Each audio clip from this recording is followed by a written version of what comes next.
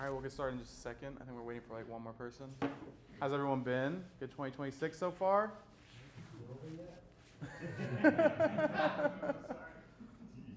Yeah, I really think this is gonna be. I'm calling 2026. I'm calling 2026 the year of what the fucks, honestly. The longest year in history. Probably, honest. It does feel like it's like every day is just running into the next, and each one is a week. What's up, man?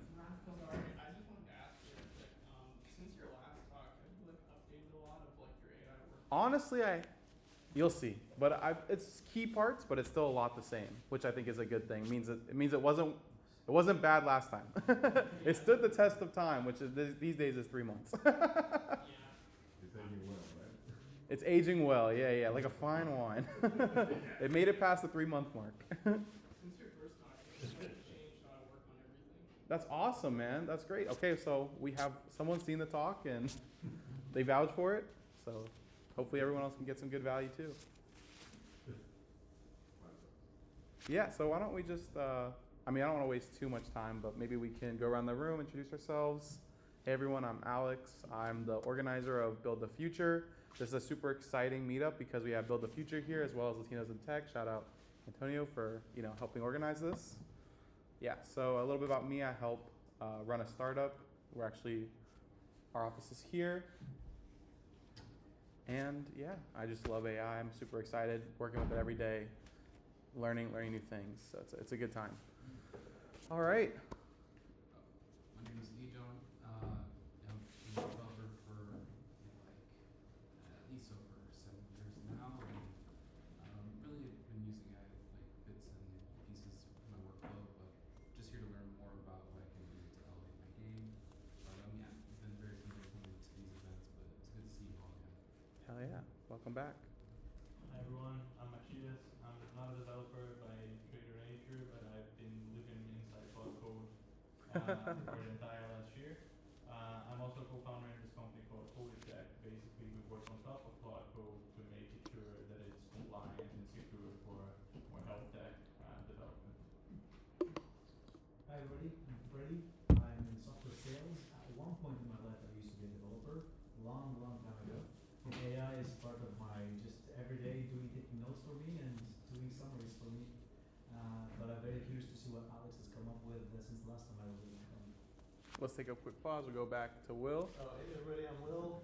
I'm supposed to do an intro. I lead the Accelerator Orlando group here in Central Florida, and I also just announced Orlando Tech and Beer. Yes.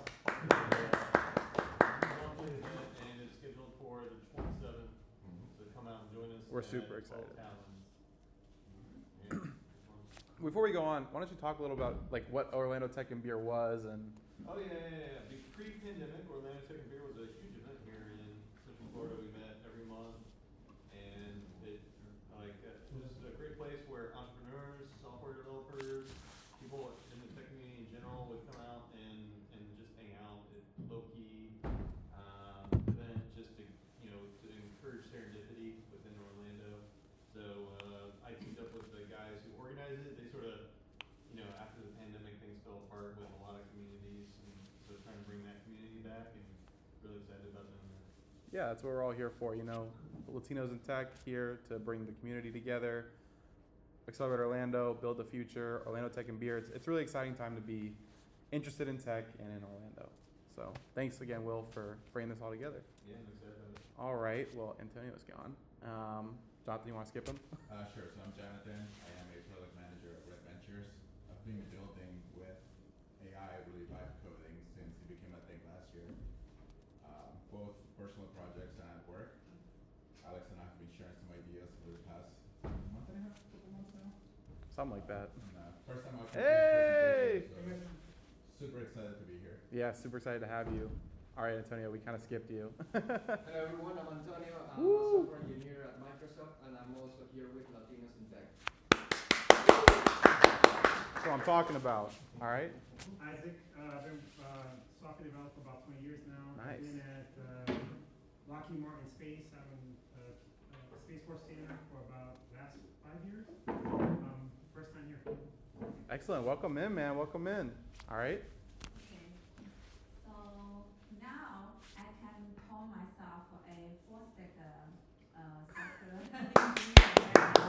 We love to hear that. Yeah, I already launched my fourth app. So the fourth one is just myself. I did use web coding. So I'm an AI engineer. And I work with different teams, like China's team, Brazilian, American, and German. So with different team, I think they are really different. Some people like for now, just one person is a team. Yup. And he can handle lots of AI agent work with him. Very true. And sometimes you hire a team, the power is lower than this person. It's true. So that means you need an expertise and plus AI now. That's a great insight, honestly. Thank you so much for sharing. My name is Godofredo Martinez. Just call me Godo. Godo. What's up? First timer here as well. Well, thank you for having me. No Martinez again. Yeah, oh, Martin. Perfect. Let me see. I'm a solution architect at Salesforce.com. Nice. My background has been mainly, I've been part of 2 large startups.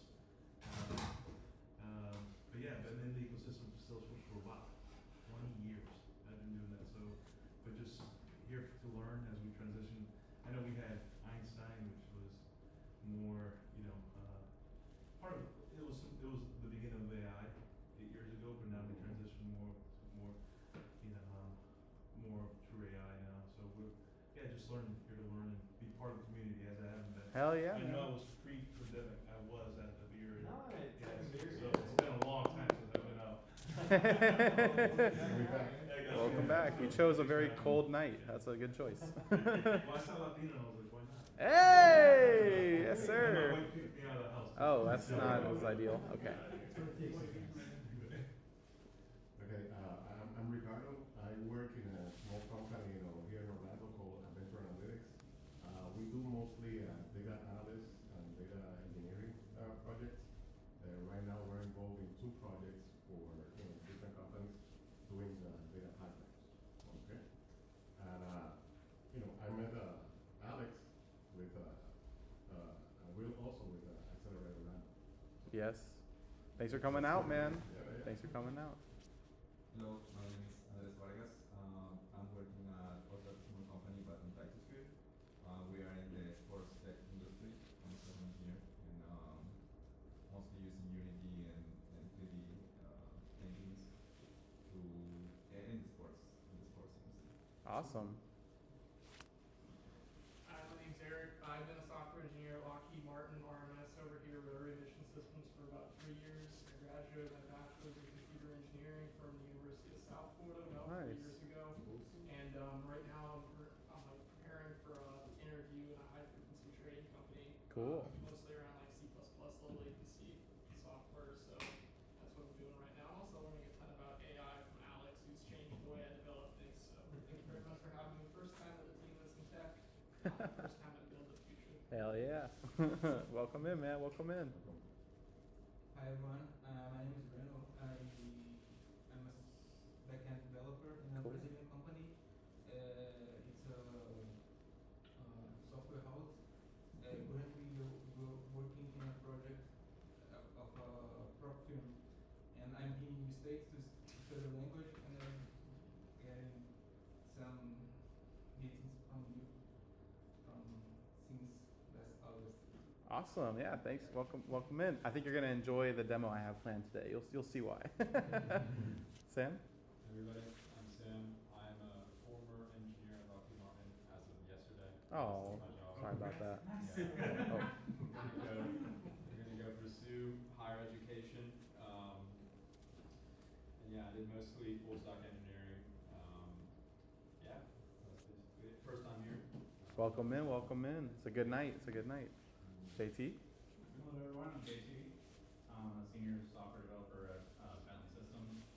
Just started there a few months ago, about 3 months ago, so relatively recent switch. But before that, I worked in recruiting software, same position, software developer, mostly front end. But in the last year or so, I've been doing a lot of AI research and experimenting with things and like helping the team that I'm on grow with AI. So always curious to learn from other people and be a part of the community here in Orlando. Relatively new to Orlando, so just trying to be part of the community and You are part of the community. Thanks for coming out, man. All right, let's bring it back. Hugo? Yeah.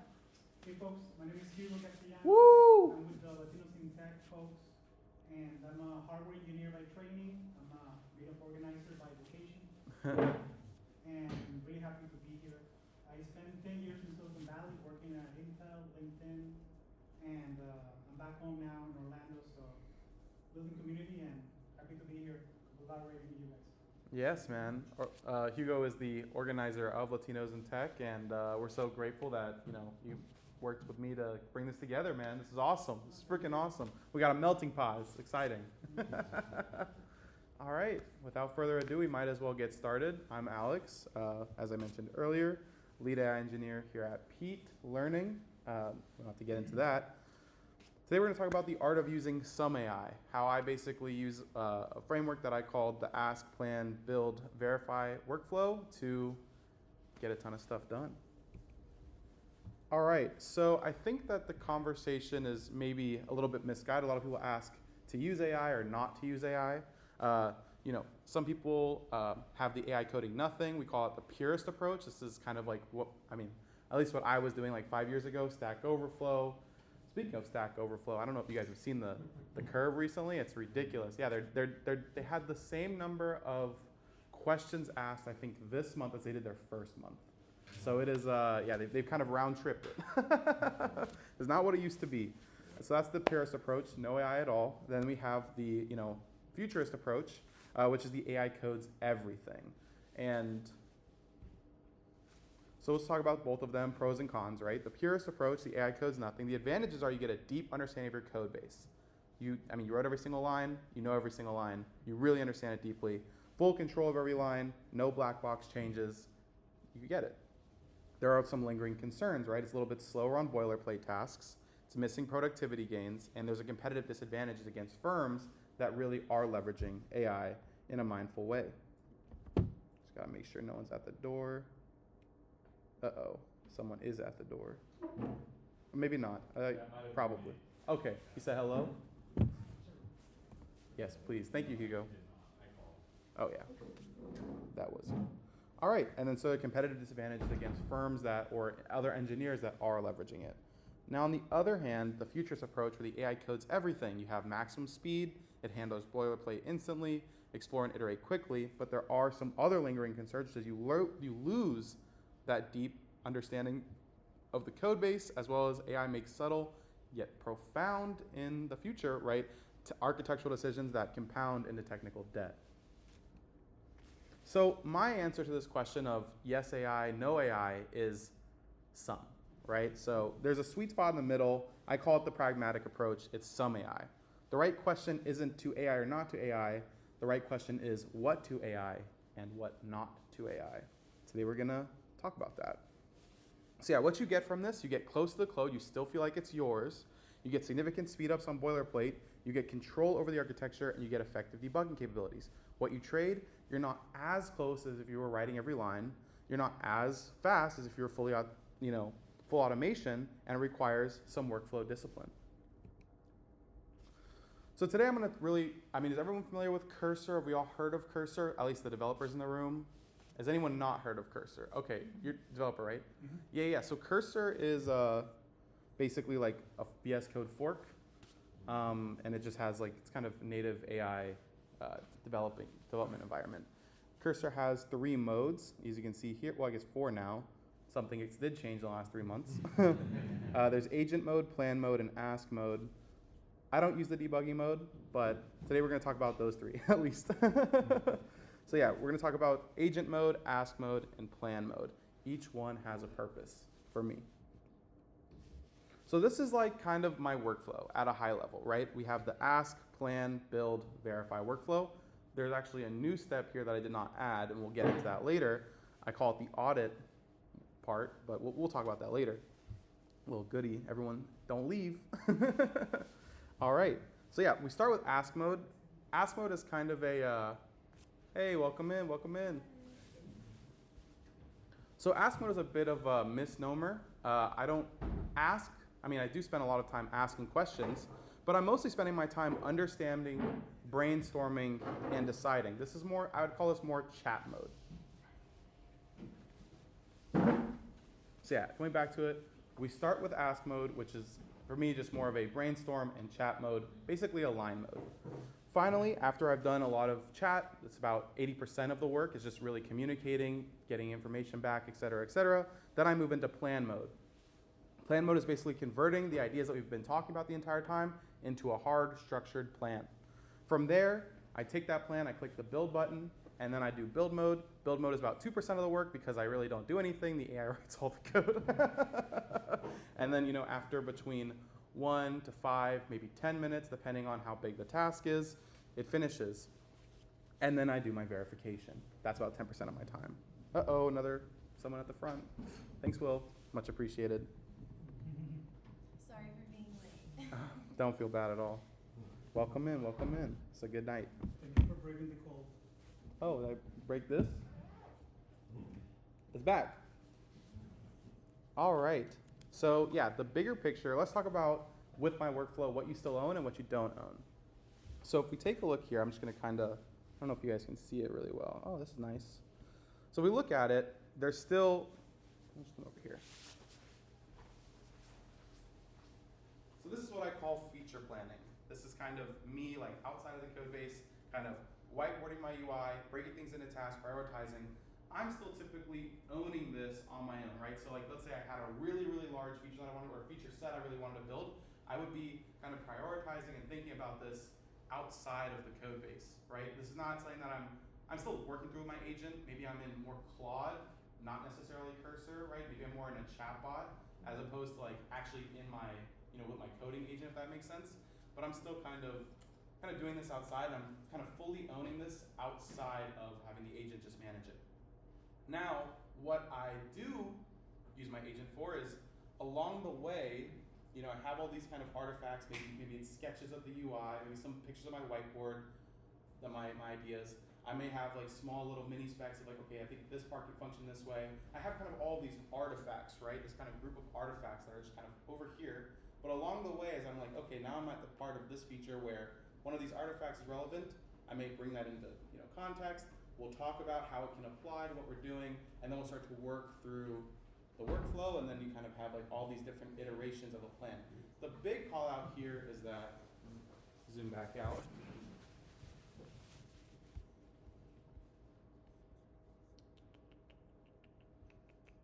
Yeah, the big part is the workflow is really for executing individual tasks. So each one of these little dots is like one task or a small group of tasks using the workflow. Each workflow run is about 3% of the full feature. This is, well, maybe it's more like 10% after this, after the break. Things did change. But realistically, it's not like, oh, I want to do this whole feature, I just need one plan. It may be like, I want this whole feature, maybe that's 5 different plans or 10 different plans, and then so I'll kind of like keep those like at high level. This is plan 1, this is plan 2, this is plan 3, and I know that's what we're gonna do. Like I said, kind of keeping that over here in this part of the world, and then like over time I'll build out plan 1, and then we'll execute it. Then we'll move on to plan 2, and then we'll execute it. Then we'll move on to plan 3, and then we'll execute it. Along the way, if anyone has a question, feel free to put your hand up, and we can try to talk about it. I really don't want to lose anyone. But that being said, not all information is given at every slide. So let's talk about ask mode. Oh, yeah, Will. It's a good night.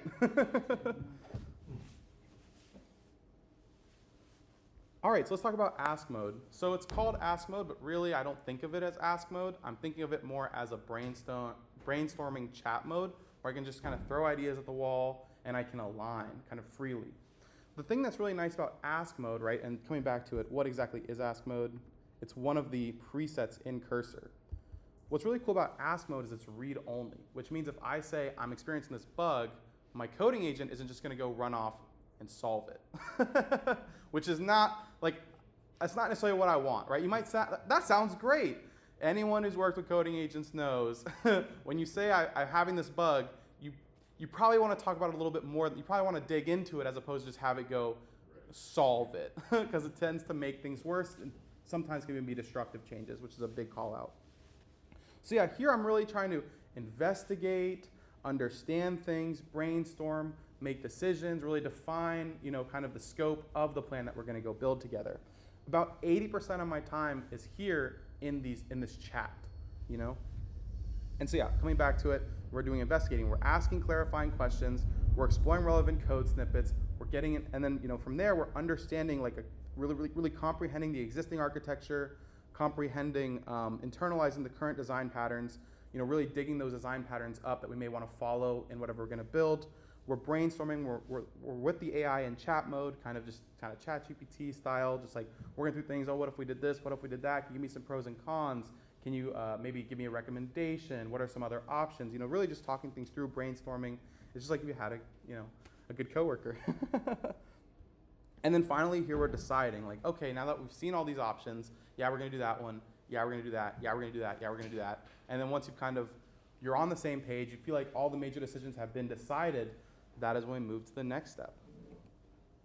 Plan mode. So what's super cool about plan mode, and just come back, I'm sure we get the idea now. Plan mode is another cursor setting. Plan mode's really cool. It's similar to ask mode, where it can't actually write any code, but plan mode allows it to only write to a special type of file called a .plan.md file. It's really just a MD file that has some special properties in the code base. But yeah, so essentially Alex, Can you speak a moment about the difference between the plan mode in cursor and the plan mode just on Claude Code by itself?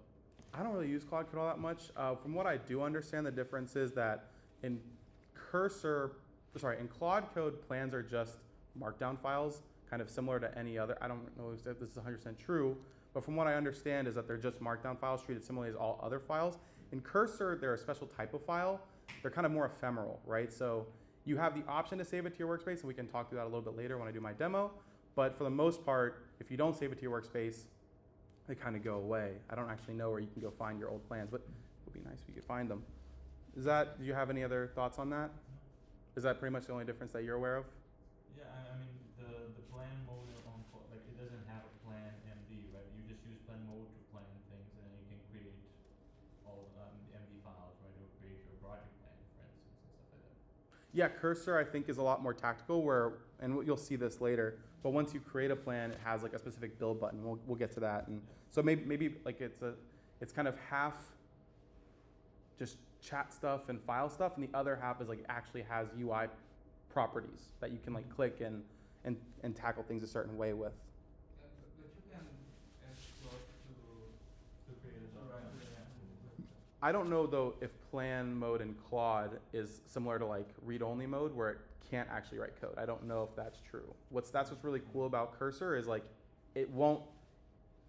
If it's in plan mode, it still can't fuck your code base, to be clear. Yeah, so plan mode, it can only write to plan.md, which is nice. So what this really does, it allows you to preview what's going to happen before it happens. So here we have a quick example.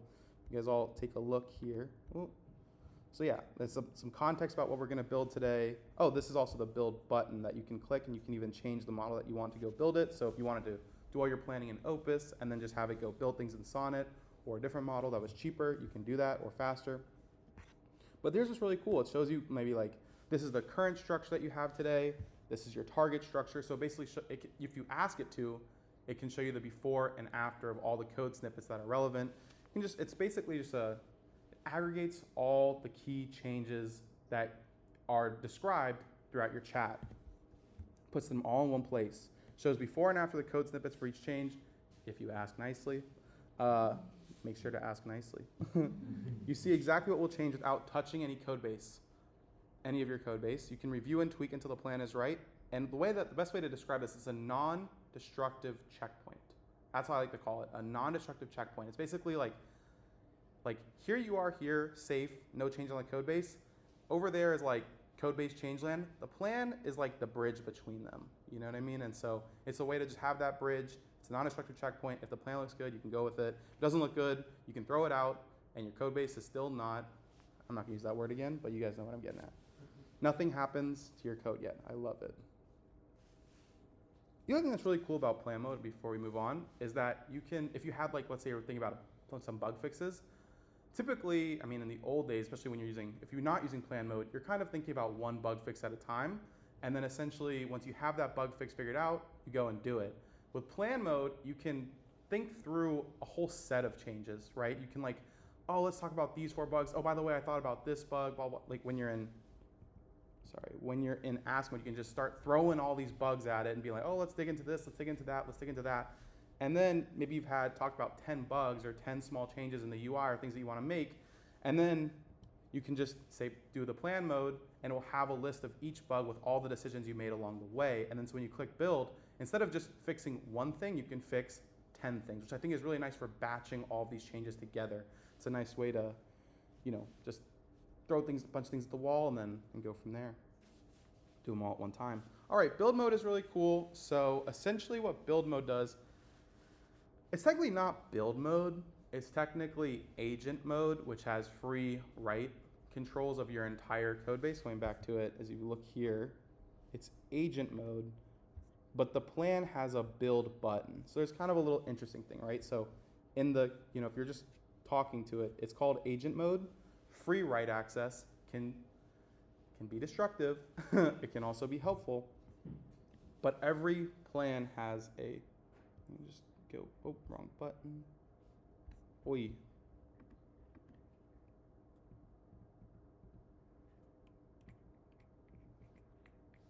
Yes, so every plan has a build button. I typically, unless it's like a small change, like I just need a one-off, I typically stay away from agent mode. I typically am just using this build button, finishing the build button, and going straight back into ask mode for like the next round of changes. So yes, it's not build mode, it's actually called agent mode, but you can use the build button to trigger the agent mode, and then it will basically execute the full plan. This only takes about 2% of my time. To come back, I'm spending about 80% of my time in ask mode, about 8% of my time getting that plan right, and you'll see kind of things I do with the plan once I've generated it, as I haven't gone into yet. It's exciting updates from last time. And yeah, and when I'm in build mode, I just click build. That's about 2% of my time. Between 5 to 10 minutes later, depending on how large the plan is, sometimes in 1 to 2 minutes, it'll be done. My agent will have built everything. So yeah, really what's happening here is the agent implements the changes that we've all agreed upon and you've approved. You hit build, you let it work. I suggest only using this after ask and plan stages are complete, although for small things, you can get away with skipping those stages if you'd like. This is execution, not thinking. The decisions were already made in ask mode, and they were already crystallized in plan mode. This bad boy's just kicking it out. Yeah, important, build agent mode is powerful, but you should only run with a thoroughly vetted plan unless you're small thing. Once the plan is finished, switch out of agent mode immediately. I prefer that. So like I'll just finish the plan and then I'll just straight back into ask mode, and you'll kind of see that tonight. All right, we're almost done. Once you've finished all those other things, it's really just verification. I have typically like a manual QA process, although lately I've been having AI write a lot of tests for me.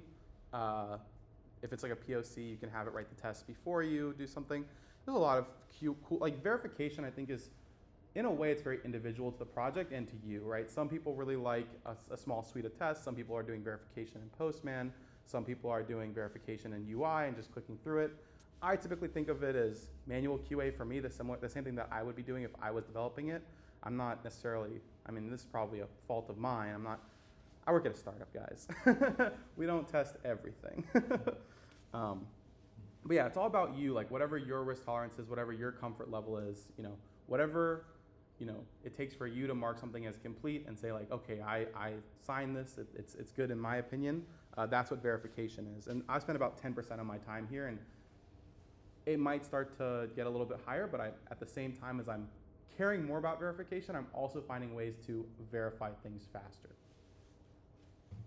Yeah, so run the app test, check for regressions, review code changes. Sometimes I review code changes, sometimes I trust the process because keep in mind, my plan already had most of my code changes in it. And then, in Cursor, you can either accept or reject the changes that were made. Something that I found in the last month, I don't remember rejecting a single change, which is different. If you guys know me, it's like, oh yeah, some of them are good, some of them are bad. In the last month, I I really just haven't had to. Everything's been pretty good. We've been constantly moving forward, and it's been so Opus 4.5 is a hell of a drug. If verification fails, you can make a list of the bugs you find, swap to ask mode to understand what went wrong. For small issues, you can fix them yourself manually. This is kind of back to the idea of some AI. So you're not fully going AI. You can, if you want to just do a small change, you can do it yourself. You can still have the code there. Every small change that you do yourself, some people may say, you shouldn't be doing any code yourself. It's good for understanding. Just be able to navigate the files, make a quick change. Even if it is just one, changing the model ID from this ID to that ID. Just the fact that you know where that is and haven't gotten that brain rotted is not bad. Bigger issues, you can run the full workflow again. Ask, plan, build, verify. And so yeah, this is kind of an interesting concept. So here's the generation piece. Then you'll do your verification piece. If it fails, you can always roll it back and you can just restart the generation process again. If it succeeds, just kind of forward to the next generation. All right, we're almost done. Actually, that's it. So now it's demo time. I'm not gonna show that one, I'm gonna do something live. Yeah, what's up, Will? You mentioned the final step. Is that you can demo that? Yeah, demo it. Yeah, there's a hidden step in between, and I'm excited to show it. Yeah, hidden step. Probably shouldn't do that, but keeps everyone on their toes. Any other questions before we move on? I do. What's up? How do you deal with the versioning? GitHub and that things. No, it's a great question. I don't think that much has changed from working with large teams from the past. When I work by myself, I'm probably pretty bad about it, where I'll only do a commit and we'll do a commit probably a little bit more regularly. If I'm about to do a large plan, I'll make sure to commit before that plan. That's a fact. So if I've been working on a large plan, chat, and I'm like, okay, this is a big one, I'll make sure everything's committed before that in case I need to roll it back and cursor is, your IDE can always act up. Does anyone use anti-gravity from Google? Has anyone used that? Anyone else? This was the only thing that really pissed me off in the last month. I don't know if anyone's heard this. Probably no one has. And we'll go on a tangent real quick. But essentially, I was working on this app that I'm working here. This is why I stopped using anti-gravity. So anti-gravity was awesome when it first came out. They gave you a bunch of free Gemini 3 Pro, and they also gave you an unbelievable amount of Opus 4.5 when it was unbelievable. And I was working with anti-gravity all day, Opus 4.5 all day, and then I built this really cool feature. I might show it to you guys tonight. And it was a great V1. I was like, this is thoroughly impressive. And I was like, now it's time to go make some, let's just chat about what's going right, let's chat about what's going wrong. And at that point, my Opus credits ran out. And I was like, you know what, it's late, it's a Saturday night, I might as well go out. I was like, you know what, let's just see, I just want to get these ideas out. I'll switch to Gemini 3 Pro, we'll just have a little conversation. I wrote at the bottom, whatever you do, don't touch the code, I just want to talk about it. Son of a bitch. Dude, that bad boy rewrote every file in the freaking, and then I clicked anti-gravity and I was like, let's reset the checkpoint. At least my code editors got me. Psych. None of that shit was saved. At least I had committed before I did this plan. So that was my time. I was like, it's time to go into cursor. Let's take this out of anti-gravity, let's get it in cursor. And then, from there, the other thing I'm never using Gemini 3 Pro again for coding. I just feel like it's a bad instruction following model. I don't know if anyone else has felt that way. Sometimes I feel like it listens to me, but doesn't always respect my opinions. And that's a really destructive change. And the fact that anti-gravity doesn't. So the reason why this happened was because if I was in cursor, I could have just put it in ask mode, and then it's in read-only mode. It can't make any destructive changes, even if it wants to, right? But the issue was anti-gravity doesn't have that. Why when you get to set up an anti-gravity, you could choose, right? Like if it was AI assisted, AI driven, Whatever you pick, they don't have. You still don't have this hard choice. I think I picked the lower option too, and there still is no choice to choose.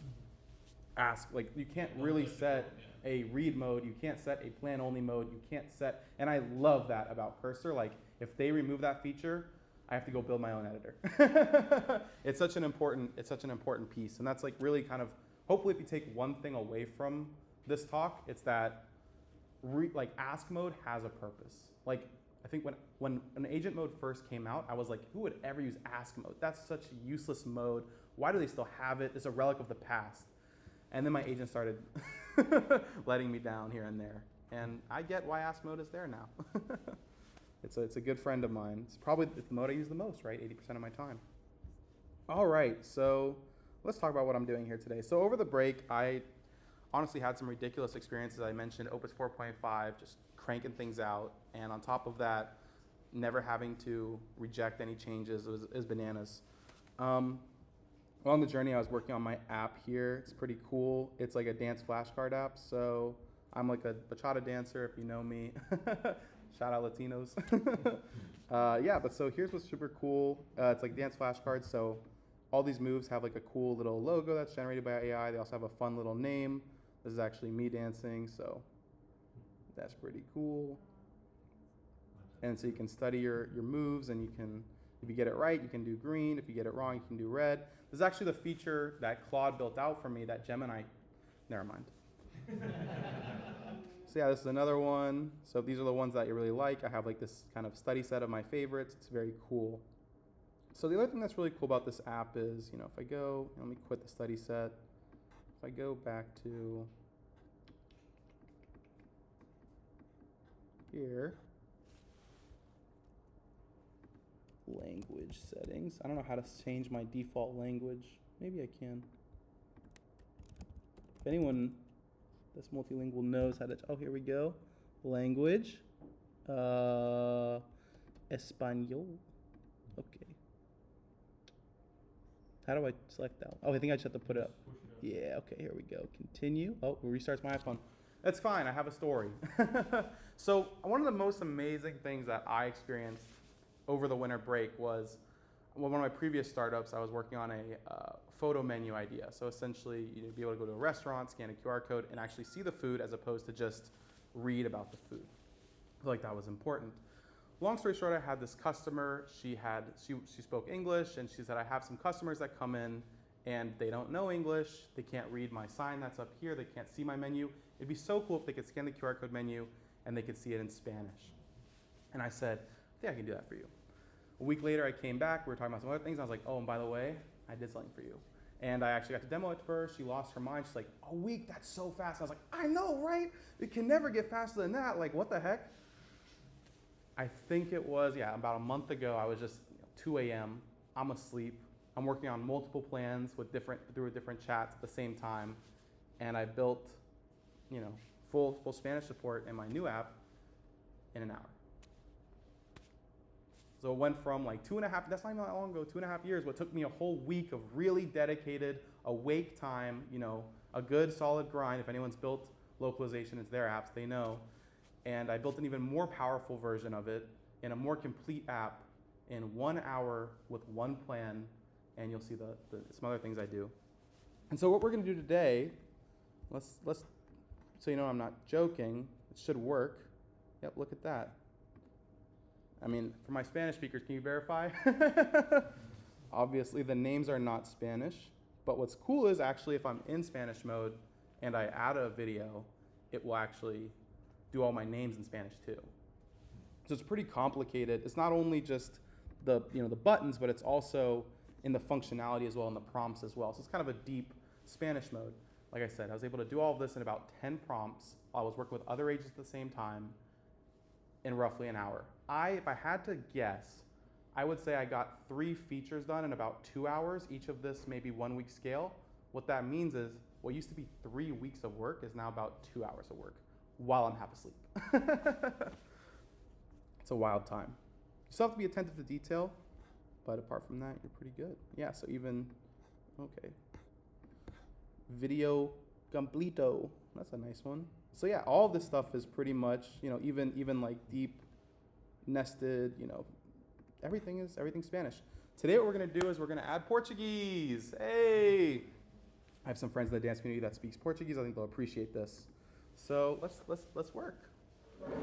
Another thing about me, I don't really like to type. as you can probably tell, I'm a bit of a yapper. So I use Super Whisper. Has anyone heard of Super Whisper? Yeah, no, anyone not heard of Super Whisper? It's basically just like a local or speech to text, right? So it allows me to click this button, and then I can yap all that I want to. Click that button again. Oh, hold up. Sometimes it defaults to my phone. So I need to change that. Here we go. Let's just turn this to Mac. All right, let's try it again. Test, test, test, 1, 2, 3. Oh my goodness. Disconnect. So many missed calls. None are recent. Let's go. Okay. Test, test, test, 1, 2, 3. Oh my goodness. The demo gods love me, don't they? All right, MacBook microphone. Test, test, test, 1, 2, 3. Oh my goodness. I guess we're gonna type today. You guys don't get the full experience. What the heck? It literally says.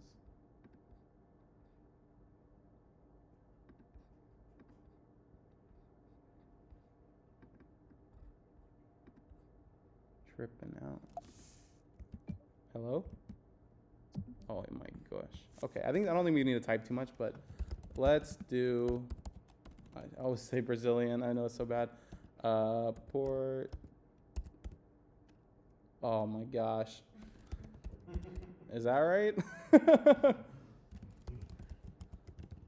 I can even pull up probably. What I would actually do probably honestly is try to find my old chat with all of the previous stuff. Let's see if we can find it. You can see I've been cooking. Maybe you can switch here. You can. Let's click this. Search. Chat.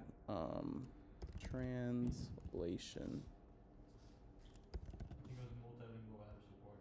Yeah, so that come up there. Let's see. Multilingual app support. That sounds like a nice one. All right. Yeah, this is a nice. It really wasn't that much, I think. All right. So this is probably where I'd start. Let's do. Hope I spelled that right.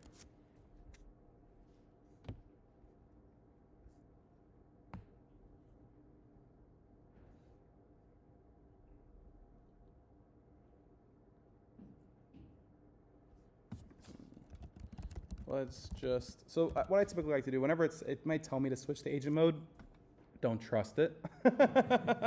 We have a process here, right? We first really want to wrap our heads around kind of all that's involved. So I'm probably tell it like, do a deep audit of, Spanish, make sure you truly understand all the moving components.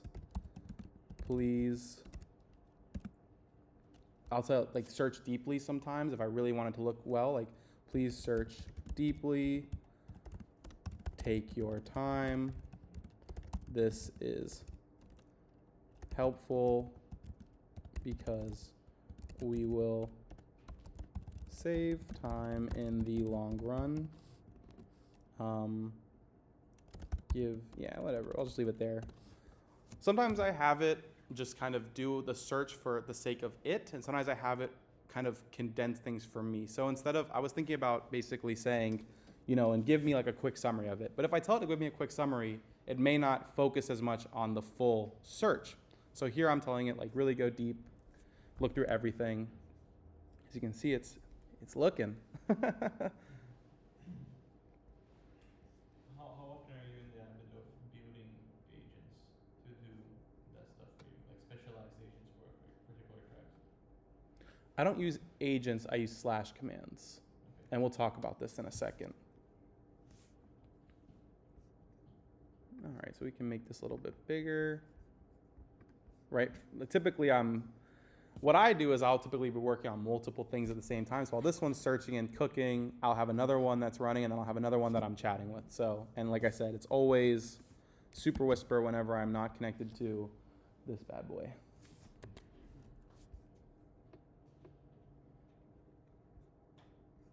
So now it's looking at all my routes, the ones that, so not only is it looking at the front end and all of the front end changes, it's also thinking through my prompting, the ones of my prompt that may need, that are outputting any sort of language, right? As well as not just it's really cool, it's actually not just looking through my main generation routes, but also my regeneration routes. What up?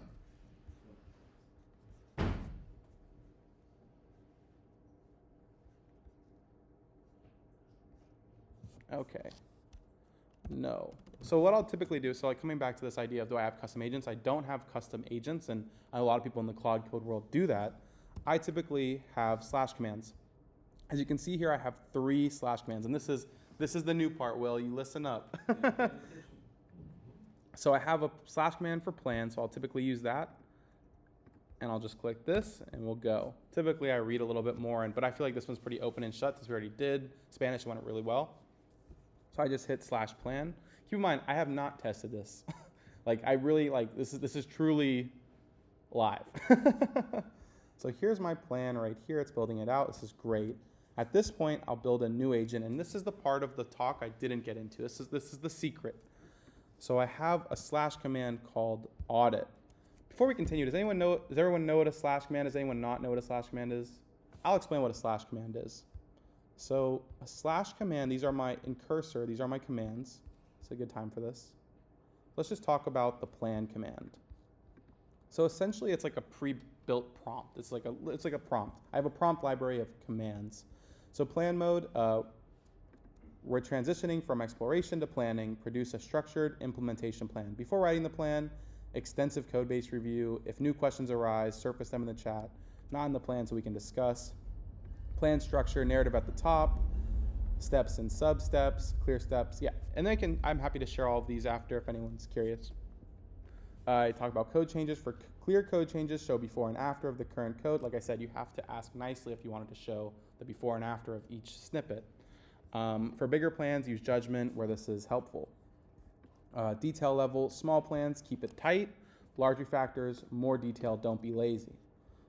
Granular to-dos at the bottom include to-dos that match the steps and all the sub-steps, granular enough to track progress. After the plan in the chat, please do a summary for me, any open questions that came up. I did not write this plan command. I used AI to help me do it. I use AI to help me do everything. The more meta, the better. So yeah, that's one command. I also have my audit command. This is the one we're about to use today that I did not have in my talk. So everyone, this is like my new development over the last few months. So I have this plan audit.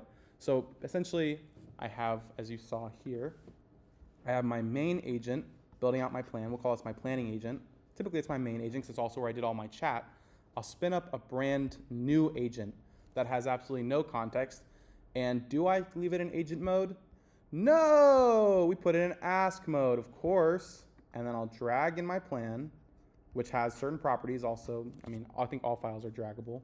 And then I'll just run the audit command. So while this runs, we can read through the audit command. So essentially, I'm having it do a blind audit. So you are an audit agent doing a blind review of a development plan. You're missing the context from the original conversation. That's intentional. Your job is to do a deep sanity check before we build. Before responding, investigate thoroughly what to audit, et cetera, architectural fits, completeness, logical soundness, scope, sequence, security, APIs. At the end, include any questions or clarifications. And then it says provide the plan to audit. We actually don't need that because obviously I did that. Okay, let's go back.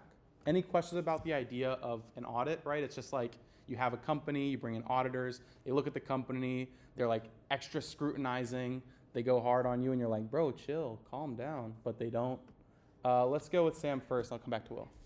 Yeah, so you're in a demo right now, so I understand things are moving pretty quickly, but would you normally manually review the output of the plan? Yeah. Depending, right? Sometimes, that's a good question. I think audit helps a lot, right? If it's something that's straightforward, I don't. But if I'm really describing a new feature and key functions, right, I will. I think this one, and that's why I chose to do it for this, because I don't really want to start yapping for 45 minutes around, and let's make sure this works this way, and let's make sure this works this way, right? We already have a clear system and pattern for the translation, right? So it's really just copying the existing pattern and putting it into a new one.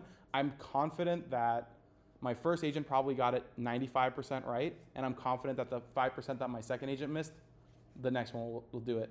What you can do another thing is you can do multiple rounds of audits, and sometimes with really large plans I'm doing that too. But if I'm doing really new feature work, I'm always reading the plan.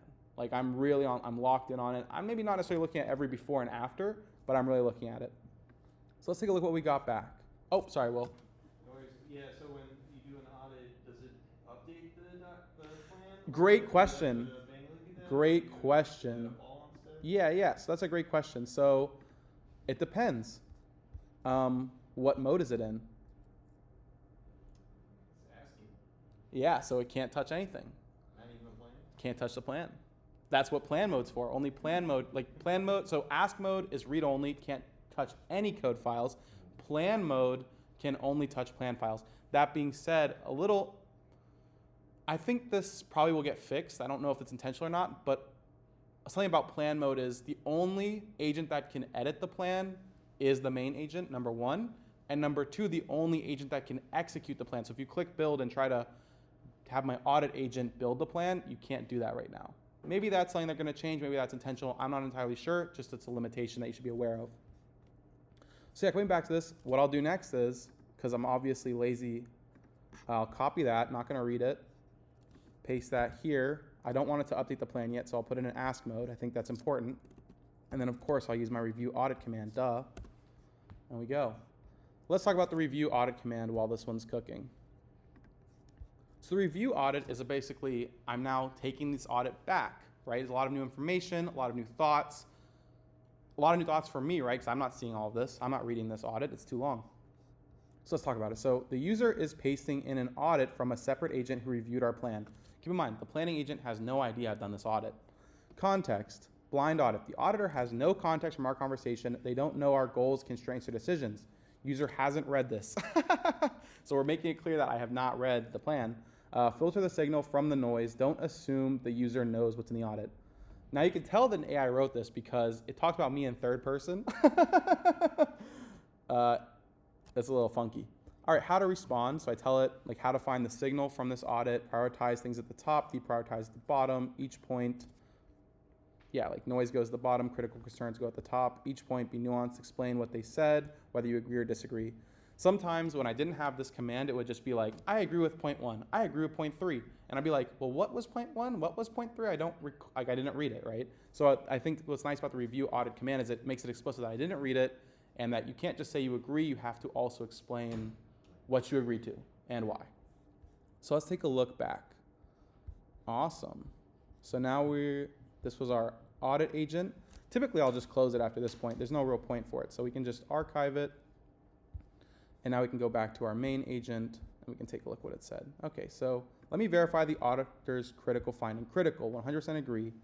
The inline ternaries in name generation service are a real bug. Nice, the auditor is correct. These lines use a simple Spanish, English ternaries. If we only add get language constraints to this, the prompt would say, but no final name in English, da da da. That's contradiction and will confuse the AI.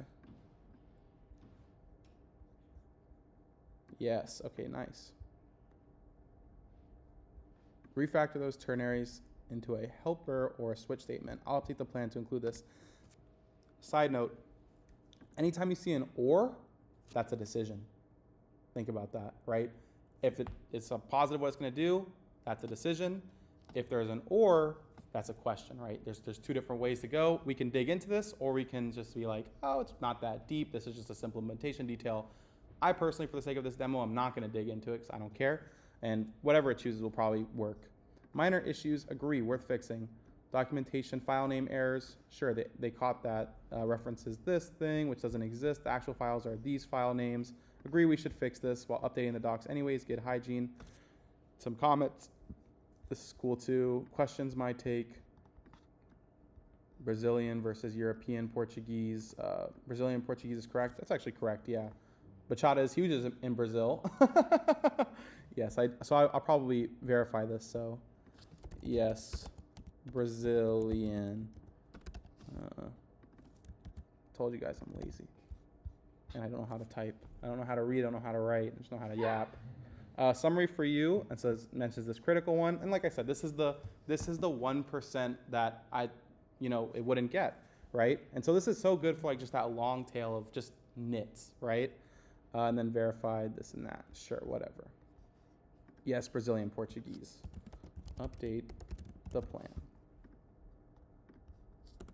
And so when I say like I got a week's worth of work done in about an hour, I hope I don't seem like I'm lying. I mean, it all depends on the task, right? The more that it's a custom feature and it's not like kind of straightforward. I mean, there's still some decisions when I did this in the beginning because I had to think through how the AI service would react to the multilingual stuff. But for the most part, multilingual stuff isn't too crazy. It's like there's pretty much a right way to do it at this point. We're all well aware of it. And yeah, AI is also really good at writing in other languages. As far as I can tell, I only speak English. So that's nice. So here it goes, it updates the plan, and we'll just close these up. This would be a great time for some questions if anyone has any. Like I said, we are fans of questions here. Will, my good friend. I'm gonna go back to your original implementation of internationalization. Did it create bundles for new languages? Basically, how much architecture did it put in place, or did it do like a rough and tough quick hack? Like the first implementation, so obviously this is your second language, but the first language it might not be Yeah, and so the first language, like a library or something. yeah, the first language, like I said, I did have to think a little bit stronger about like, what I liked. I went through some pros and cons, different ways to do it. With the second one, it's like we pretty much have a system, so it's like a lot more streamlined. That's why this one's taking me about 15 minutes. But did it like choose like that's a great question. I typically like to ask it for pros and cons. If I'm curious of, like if I do want to use a library, I might ask it to do some web research on library options. But for me, I think it wasn't too big of an application. I was like, let's just keep it to localization JSONs. That's what I'm familiar with, and it's not too crazy. So it's kind of what we did. If you actually want to look at the code, I don't want to get too into it, but I think there's like like every single string just has like a field that's using the Eric. I don't know if you're doing it this time around, but I remember last time you were like giving out the resources about like how you use this workflow. Are you going to be doing that like this time around? Yeah, happy to. Yeah, I can put in some of my I'm trying to think about the best place to do it. But yeah, I can put my slash commands if anyone's curious in that.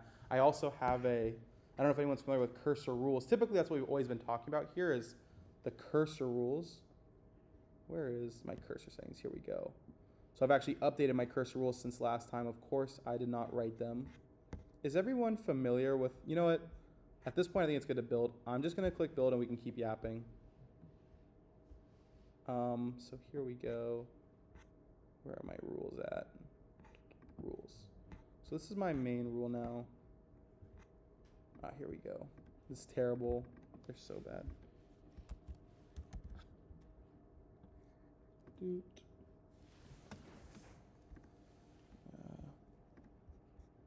I also have this thing I use called AA Notes.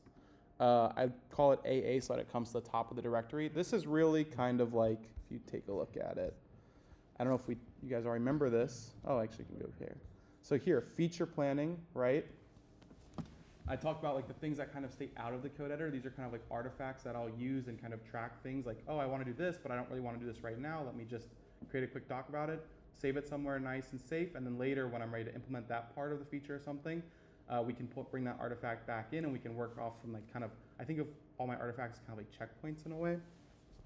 They're also good to look back on in the future once we've implemented something if you're curious. Side note, I also have AI writing documentation after a feature is built. A lot of times we can even do that today actually. I'm probably gonna build a /document command, which is gonna be pretty cool. So when I finish a feature, I can just do /document and it will build out documentation for future agents or team members if I have them, whatever it is.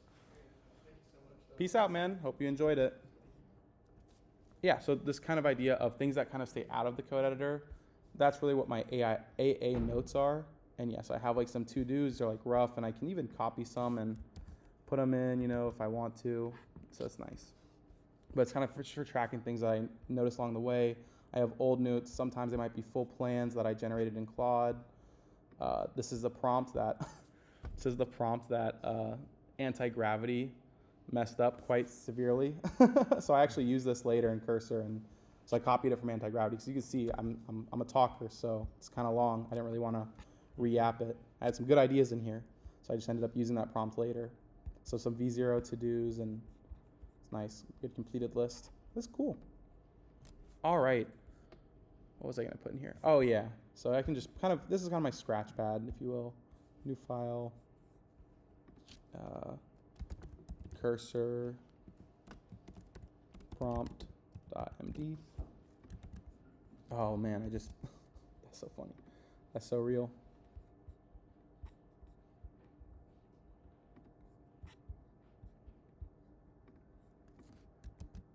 Isn't it crazy how it's like writing code right now and I'm just totally doing my own thing? Is it just me? I feel like it blows my mind every day. Like, we used to get paid so much for this. All right. So yeah, here are my cursor rules. Oh, looks like it finished. Here are my cursor rules, AI collaboration rules, proactive grounding. And I'm not really gonna verify it fully, just for the sake of, it probably might take a while, but yeah. So anyways, these are my cursor rules. Everyone familiar with the idea of cursor rules? Anyone not familiar with the idea of cursor rules? Yeah, so a cursor rule is essentially a global prompt that's added to every agent, kind of across the board. And because it's saved in, you can have certain rules that are saved to a specific project. So it could be like, this is the architecture of the project, things like that, more project specific ones. And those would go in your .cursor, what's it called? Directory. Oh, also plans that are saved are also saved in your .cursor directory. Or you can have a global cursor rule that's here, and it will be applied to every project across the board. So yeah, I just redid it based on my little talk here and all my good stuff. And we can just go through it quickly. Like, this applies across all stages. Don't wait to be, okay, so proactive grounding, this is like a true principle that I think is super important. I can share this out as well.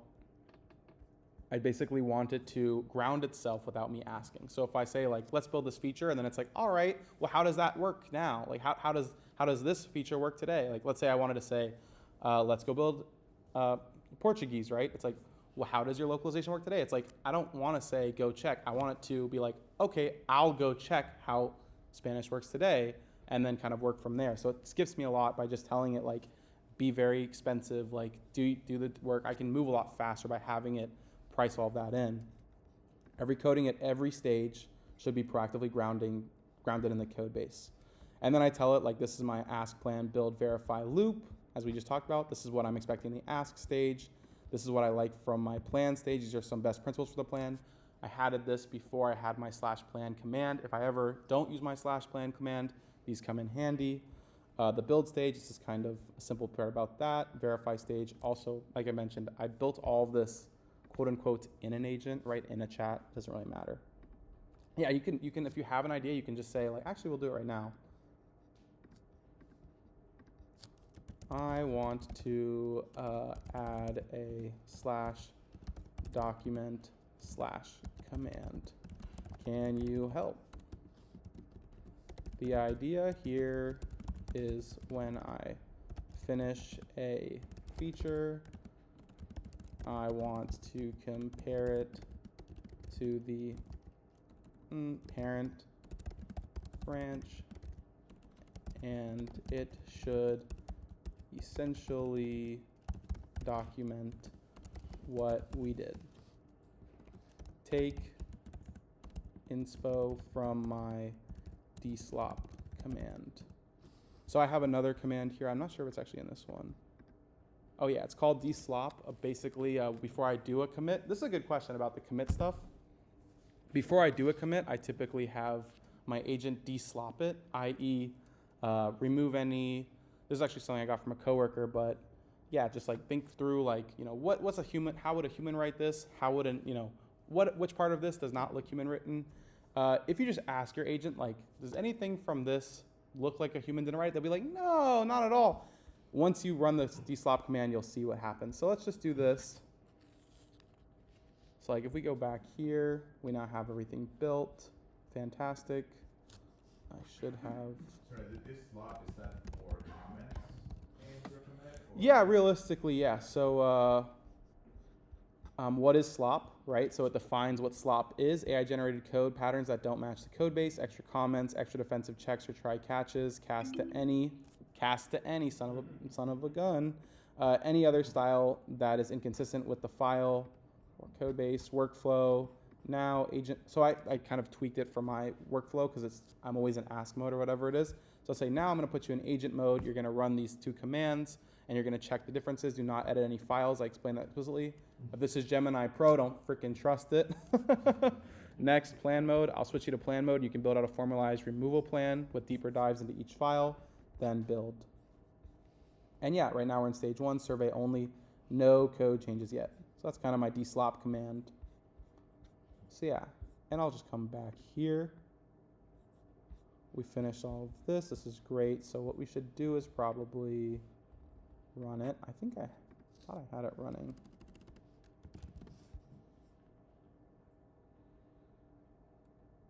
So I have my iOS app here. It's rerunning all of that, syncing it. Oh, it looks like, I guess, it uses IL8N. Will. I18N. Yeah. I18N international. I'll take your word. Okay, so it says how to test, how to verify, change your device language to Portuguese. So let's do that. Anyone know Portuguese? Yeah, you know Portuguese, right? You'll be able to check if it works? Okay, but can I do enough Spanish to get there? Can someone help me? Anyone speak Spanish? Which one do I click? The fourth one from the top. Idioma. Ah! And drag, yeah. Uh, Drag the English, right? Oh no, wait, yeah, Portuguese. There you go. Brazil. And Which one? First The one. first. I'll take your word. It's real shit. Verification would be hard. You know, it's hard. Like for you guys, that might have been easy, but for me, I was a struggle. Need a visual AI agent to read the. Yeah, literally. Comes back to this idea of verification is different and can be like different levels of difficulty for everything, right? Like verifying if a prompt is good is very different from verifying if, you know, the UI is good. It's very different from if the language support you just added is good, right? If we're doing Chinese, I don't know. Oh, but we do have someone probably speaks Mandarin in the room, which is nice. All right. And that's why we got to all come together. What was the name of the whisper thing that didn't work for you? What'd you say? What's the name of the whisper thing that? Oh, Super Whisper? Yes, it's called Super Whisper. Check that out. It obviously didn't work today, but maybe tomorrow. Is it cheaper than Whisper Flow? Okay, how's it looking? Oh, it's actually free. Super Whisper is free if you finesse it. Yeah, and so we have this over here. I don't know. It's too small for me. Maybe I can zoom in. I can't zoom in.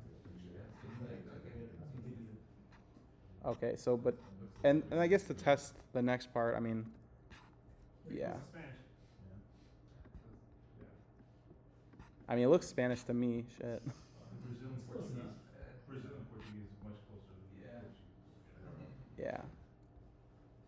Okay, so I don't know what's this look like. Does this look right? Okay, I mean, it did the thing as it's supposed to do, so I'm not surprised. You guys are. Back to the point. So let's see. Maybe we can upload a video. Hopefully, I have some on here. It hasn't been too long. Photo library. So we can upload. This one's pretty short. Let's give it some time. Okay, so that takes some time.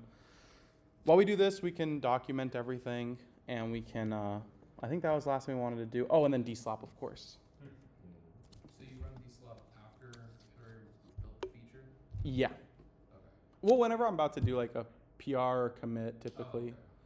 Dslop actually runs against main, and the issue is, so I'll probably have to tell it that I branched off a feature branch for this one, so hopefully it can figure that out for me.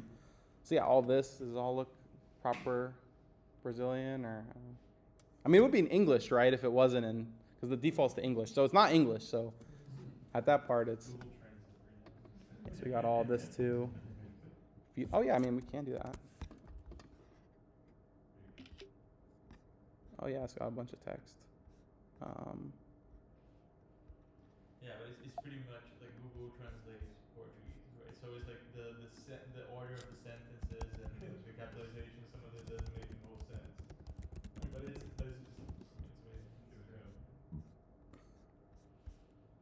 Okay, let's see where that screenshot went. Put that there. I'm always gonna use Claude. It's like my favorite AI in the whole wide world. My good friend. So let's see what language this is.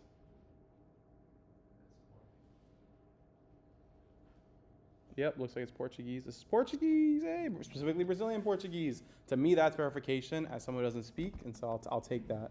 And then the question is, did it miss any small things? You know what, it actually wouldn't even do it in English. It would show the variable if we didn't get it right. So it would say like, so it wouldn't even be English. It would literally have like a little code, which is probably something that I could tweak, but ideally it's nice because it helps me catch it. Cool. So yes, what do we want to do here? Okay, we're waiting for this. This is the hard part now, is when you're doing so many different things, it's like, so which thing was I doing? Oh yeah, that thing, you know, and that's kind of the hard part. Okay, so we have the cursor prompt here. I'll just save it here so we can come back to it later. My agents. So we have my feature documentation command. Okay, so this one's building me a command. So document feature, generate documentation of a completed feature by comparing it to the parent branch. That seems fair. What this creates, yeah. Make a small note that sometimes the parent is main, sometimes the parent is not main. Yeah. Can you also update that in my dslop command too? This is kind of an example of how I'll batch multiple changes into a single plan. So right, I've kind of like, I'm working on one thing mainly, but then I'm like, oh, but by the way, might as well group this in, do these two related things-ish at the same time. Okay, so you're in ask mode, switch into agent mode. Nah, I'm good. We'll make a plan. And I'll just use /plan. This one's a pretty simple plan. I won't be auditing it because there's not really a lot of code. It's more human readable. Context, create new /document command that generates feature documentation by comparing the current branch to its parent. Update existing dslop command to ask about the parent branch, usually hard codes main. Bingo, bingo, bingo. And this looks close enough to me. And I'll click build here. Yeah, I think at this point, so we've already finished the feature. So what that means is we can start to /dslop. All right.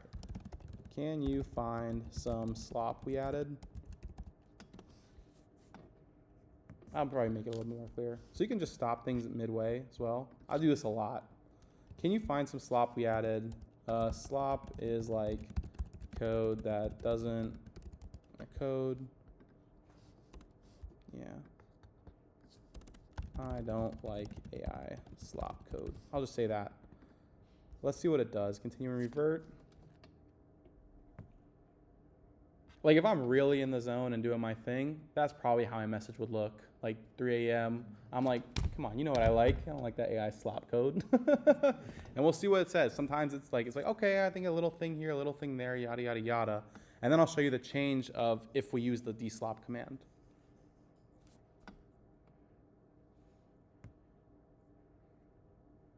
Found some slop, so slop number 1, slop number 2. Yeah, found like about 3 slops. That's decent. Let's try this again. So essentially if I re-edit this message, it will rerun everything. So it'll erase all of this. So it only found like 2 slops. Let's see how many slops it finds with the actual command.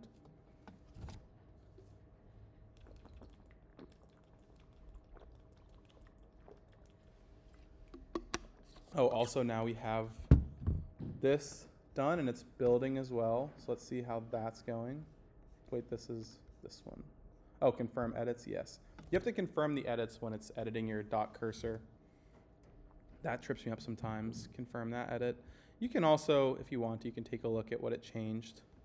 So this one was just a full creation. And it got it right? This agent mode idea, draft, finalize.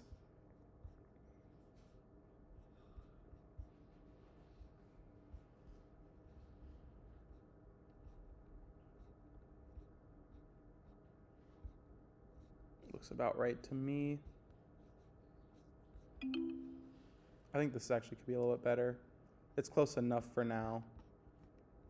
And then this one, it also changed this. Usually main, but not always. Run get diff parent. Yep, that's nice. And right now you're in stage 1. Okay. This looks pretty good to me. So now we're here. This is all pretty much good. So let's see how the DSLOP went.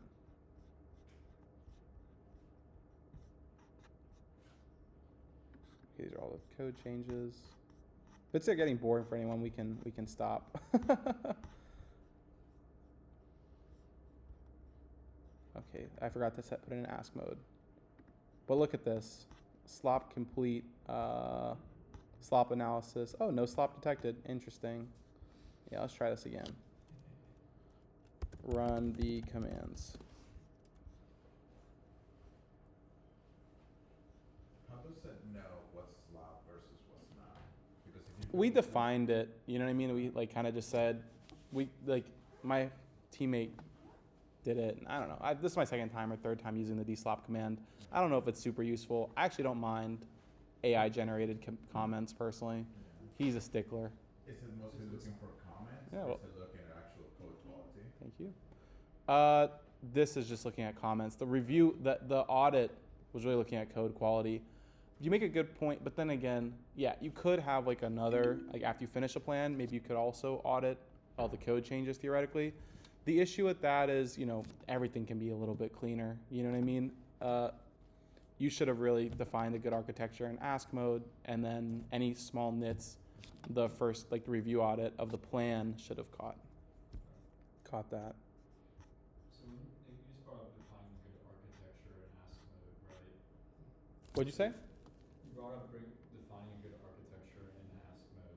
So Yeah, I think that's important. when you're engaging in that conversation with the agent, are you specifying here's the feature and here's my needs, here are the requirements for this, and now I get to make the architecture decisions? Or No, that's a great question. I like to think of it as two different discussions. I first like to start and talk through functional requirements, and then I like to have a whole separate discussion. It could be with the same agent, but I like to kind of break it into first let's start with the functional requirements. Let's plan out how we want the thing to be at the end, really the what. And then, then I have a discussion about the architectural requirements. Sometimes I have an architecture that I want, for example, I've been thinking about the adapter architecture recently a lot, and sometimes typically it's look through for patterns in my code base, things like that. That's another question I was going to have. One of the struggles I've had adopting AI into my workflow is so often it'll define its own pattern, really just not really comply with the code base, right? Or even existing context, in the conversation. So what are some ways that you kind of manage? That's a great, right there, it's I try to discuss and I try to, steer it in my direction beforehand. What can happen also, and this happened even in this code base, is, it said, oh yeah, everything's good, everything's up in order. And then I had a separate agent. I said, why don't you look through this feature and tell me 10 principles that you've noticed about this feature? Then it dug up 10 principles for me. Then I said, all right, that's great. Can you dig up 10 more for me? And then I read through all of them, these are all the principles that I wanted to follow. Then I had to do a bunch of documentation, did a bunch of documentation. Then I had a different agent go audit, the principles that we've defined here against the feature and see if there's any things that kind of stick out like a sore thumb. And that was really where I started to have AI find, and keep in mind, this project is particularly vibe coded. It's a side project. This is not production code base, right? It is my hopeful startup at some point, but yeah, still this, I'm really pushing the agents to their limit on this project for the sake of it, as well as I don't, if it all goes to zero, it's probably going to zero anyway. I have no customers. But yeah, just coming back to it, there's a bunch of techniques, and I don't like to call them prompts, but I would definitely say there's certain thinking patterns and exercises, I guess, that you can have the agent do that can help it dig up, things that were implemented incorrectly, even if it's deep and buried, and yeah, using this idea of auditing, I've come to be very accustomed to the idea of auditing and having a different agent kind of, like, I think find 10 principles, like key architectural decisions and key architectural principles about this feature, and then having an agent go audit against those for where they aren't being followed. That is like a key exercise I'm having a lot of agents do now. Did you have a question? Yeah, Will? Yeah, question about the plan mode. How much of the code is generated during plan mode versus during build mode? It depends on the size of the feature. If it's there's only a few key changes, right? As you saw, like when I was asking it to build out my cursor commands, there wasn't like too much, code, right? So it's giving me literally, this is like the kind of, you can think about it like the full diffs, right? Current, after. If there's a lot of stuff, I allow it to be a little bit less descriptive, and I trust the agent like along the way. But for the most part, I tell it to be I think the before and after is a great, like that's the key to this idea of a non-destructive checkpoint along the way. Yeah, I think that we're pretty much done for today. Did anyone else want to see anything else? I mean, we didn't really run the document command, but I think we're fine. I wouldn't say we've gone over time, but I'm getting tired of talking. I'm sure you guys are getting tired of listening.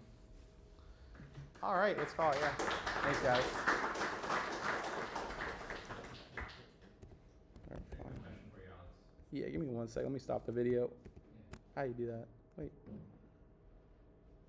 Did I already stop the video? Oh, maybe that's why it was